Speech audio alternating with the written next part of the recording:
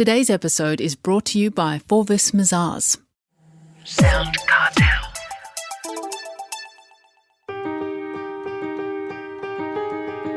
From SoundCartel, I'm Nicole Goodman, and this is Business Essentials Daily.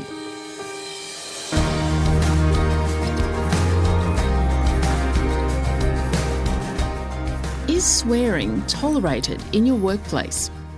While profanity can create a disruptive and uncomfortable environment for employees, there's a case to be made that it could build camaraderie. It just depends on the context, says leadership team performance specialist Adrian Baillargeon, who's written about the issue in his book, Teams That Swear. Chris Ashmore begins by asking Adrian whether we're swearing more these days than ever before.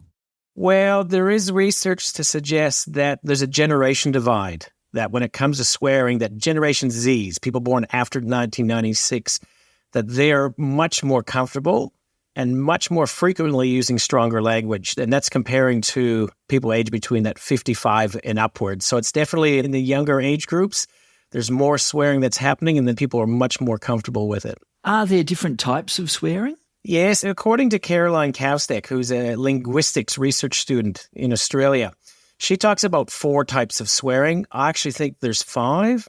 So Carolyn talks about cathartic swearing, and that's the one where you're looking, you're swearing out loud or sometimes quietly, and it's really to relieve stress. The second one is around abusive swearing, which rightly or wrongly, some of us are probably familiar, but that's typically when we're swearing about someone. The third type of swearing is stylistic swearing. It's when we're emphasizing certain emotions or attitudes to get our point across a little bit stronger. And the fourth type of swearing is humor, right? And typically if we're using it as a joke or to have a little bit of fun with somebody, it's really about strengthening those social bonds that express confidence when we were speaking with people. Now, the fifth one that I would suggest is a type of swearing, and I've made up my own word for it, Chris, as well, trustic swearing, but it has to do with trust. And when you are swearing by somebody and not about them, that's when you start to build trust in each other. Does that suggest then that perhaps some of it, that they can be socially acceptable? Yeah, I think what I'm finding, and it's funny when I talk about swearing, people are very excited to talk about. I was speaking with somebody recently, and they said they actually teach their children how to swear the right way. And what they meant was they're actually teaching them when it's okay to swear and when it's not, and in front of who they should be swearing in front of and who they should not be. So i.e., at school, don't be swearing in front of your teacher. So I think what I've found through the work that I've been doing is that from a humor side of things or put extra emphasis, it's becoming much, much more appropriate or welcomed. The cathartic, I think, is just natural. You think about when you stub your toe. What's the first word? I think most of us, there might be a certain word or two that comes out. Or when you bite your tongue, it's the same thing. So I think what I'm finding is that more and more people are comfortable with it as long as it's used in the right way. Well, it depends on, I suppose, your teammates, doesn't it? Some people might find it offensive, but they don't say anything because perhaps they don't want to make waves or they're too shy or whatever, but they just have to put up with it. Yeah, I'm probably of the view to go on the other side, to err on the side of caution, particularly if we're talking about at the workplace. And I think people get a pretty good read of it. If something happens and they drop an F-bomb here or there and they kind of pick up on the feel of the room or the feel of an individual, I always recommend to apologize at first, because an apology is always going to bring people together as well. So I think it's more erring on the side of caution, that let's not make the work a place of profanities on a regular basis. But when the opportunity is there, or it just seems to be somewhat natural, if it comes out, it comes out. And if you feel you've offended with somebody, check in with them and see what they think. What about with clients or customers? Is it ever okay to swear in front of them? There's some fascinating work that's been done across the world in this space. In 2006, there was a study from Northern Illinois University in the U.S., and it showed that observers reacted more positively to speakers who used the word damn. Not all the time, but just here and there in their conversations. So a study showed that using words like that, and those are probably minor swear words, but they didn't affect the speaker's credibility. There was another one, particularly in the sales space. This was fascinating, that a piece of research showed that sales professionals, they swear in about 20% of their calls.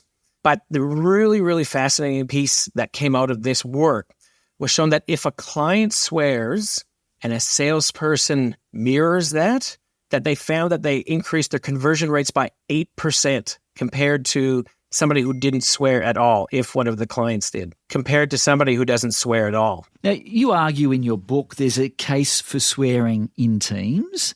It builds connection. Can you explain? I'm going to try a different way of explaining, Chris. I'm going to ask you a question.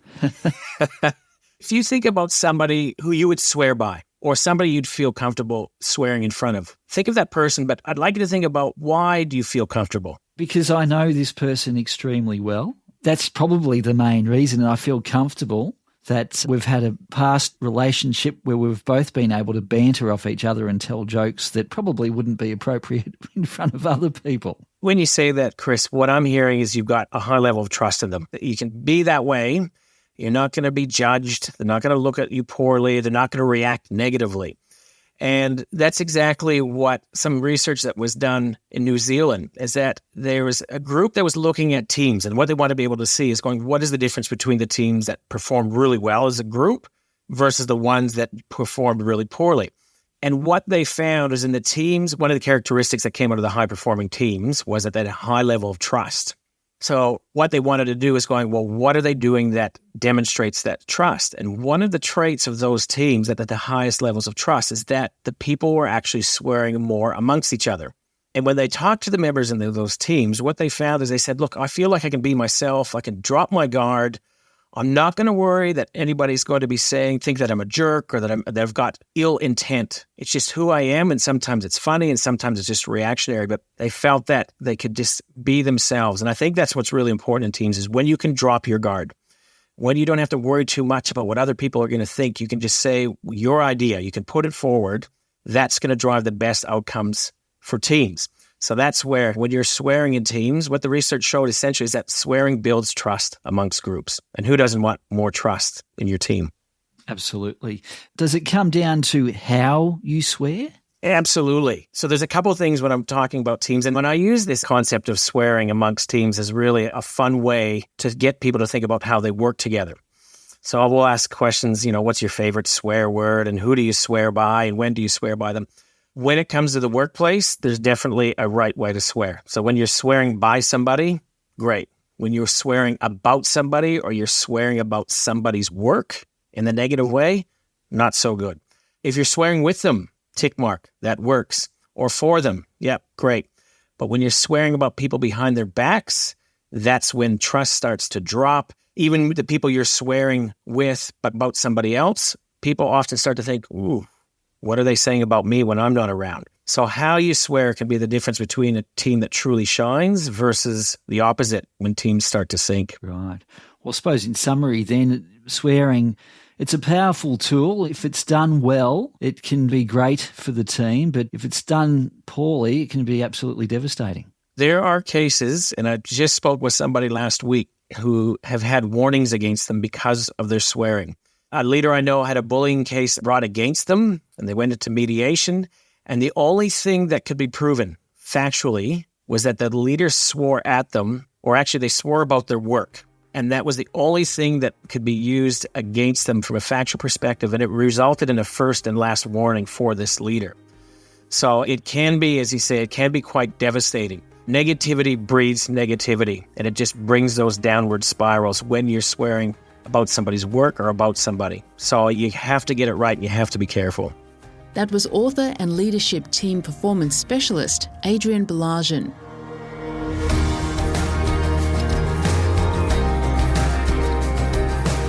This episode of Business Essentials Daily is produced by the team at SoundCartel. Thanks for listening. I'm Nicole Goodman. We'll bring you more Be Daily tomorrow. Follow at BE Daily Podcast across social media and head to bedaily.com.au for more from the Business Essentials Daily podcast. SoundCartel. This episode was brought to you by Forvis Mazars. To find out more, visit forvismazars.com/au. That's FORVISMAZARS.com/au.